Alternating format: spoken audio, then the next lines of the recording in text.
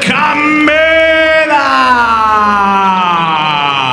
Nag-aati ka po mga laban, A3 Boxing TV. Baliksigla na naman ang mga Pinoy boxing fans dahil ang pinakamatunog na halimaw ng Pinas,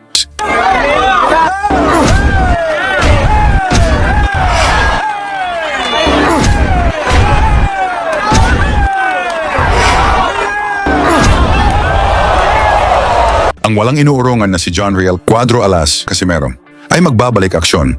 Matapos pumirma sa Kameda Promotions sa Japan, agad siyang binigyan ng malaking laban. At hindi lang basta laban, kasi ang itinapat sa kanya mismo ang pinakamalakas na boxer ng promoter. Si Casimero, 3 Division World Champion at 8 taon nang hindi natatalo. 12 bansa na ang kanyang dinayo at isa't isang pinabagsak ang kanilang mga champion. Tandaan niyo, sa huli niyang laban sa Japan, pinatulog niya ang Mexican knockout artist na si Saul Sanchez sa mismong harap ni Naoya Inoue.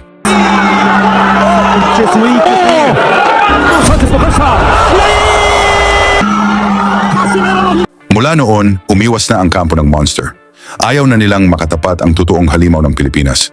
Ngayong Oktubre 25, 2025, mag-umpisa ang panibagong kabanata sa karera ni Casimero dahil makakasagupa niya ang higanting Japanese champion na si Kyonosuke Kameda, may 15 panalo, 9 na knockouts at mas matangkad pa sa kanya, 5 feet 10 inches kontra sa 5 feet 4 inches ng Cuadro Alas.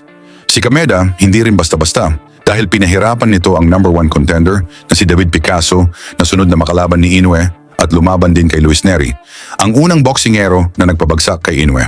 Kaya para makita natin kung gaano kabangis si Casimero, balikan natin ang huli niyang laban. Kalaban niya noon si Saul "The Beast" Sanchez, isang WBO Latino champion na may 21 panalo at 12 knockouts. Delikado ang kalaban pero hindi kinaya ng Beast ang halimaw ng Pinas. Round 1 pa lang, rumagasa si Casimero, gustong durugin agad ang Mexican champion. 10回戦が始まりました。まずは第1ラウンド、カシメロのコンディションも心配されるんですけれども、 Matitinding kombinasyon ang pinakawalan, bumagsak agad si Sanchez, muling tumayo at lumaban. チェスもいいカウンターあったんですけどね。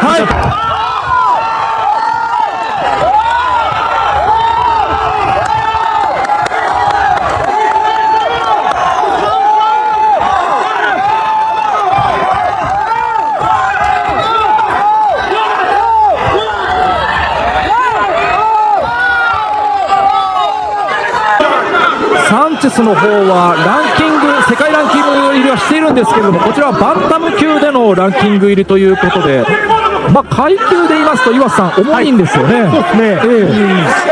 この辺りはまたこちらのコンディションもどうかというのが気になります。いやしかしカシメロの方はキレありますね。やはり序盤強いですね、カシメロ。いきなりダウンが奪われました。ただそこからサンチェスの方もいいパンチを返しました。ちょっとこれは目が離せません。ナッチャージャブ、ここで左フック。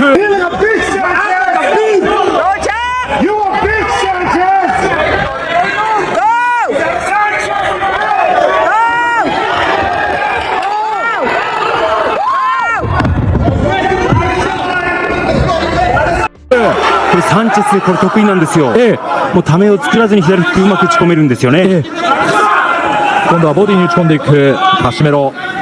少しフェイントを入れましたサンチェス。そこに対して右手にサンチェスも返した。 Dito na siya tinapos ng kaliwang kamao ni Cuadro Alas. Pinilit na nitong makatayo ngunit malambot na ang tuhod. Kinabahan si Naoya Inoue sa kanyang nasaksihan.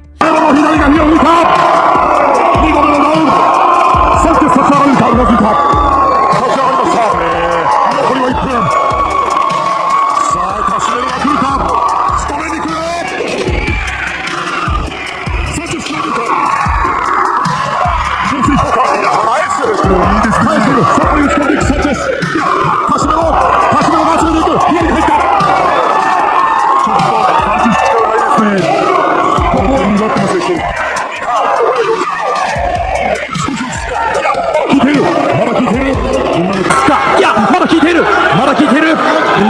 ちゃサンチェスうまかったですね。2度目のダウンは思いっきり効かされました。 Dito na tinapos ni Casimero ang paghihirap ni Sanchez mismo sa harap ng monster ng Japan na si Inoue. 止めたしのげるか。あ、止めた終わったそして余裕 First round TKO at ito mismo sa harap ni Naoya Inoue kung saan ito ang dahilan kaya umiwas na ang kanyang kampo. Sa inyo namang palagay, kaya pa bang mag-world champion ni Casimero? Ikomento nyo na sa baba. At kasama na ang inyong lokasyon para malaman natin saan na umabot ang suporta ng mga Pinoy kay Casimero kontra Kameda ngayong Oktubre 25, 2025. Lagi niyong sundan, huwag magpapahuli. Pag-usapan ni bakbakan, balita niya at laban. Mga Pinoy na di nagpapagapi. Salamat sa mga suporta na lagi nandyan.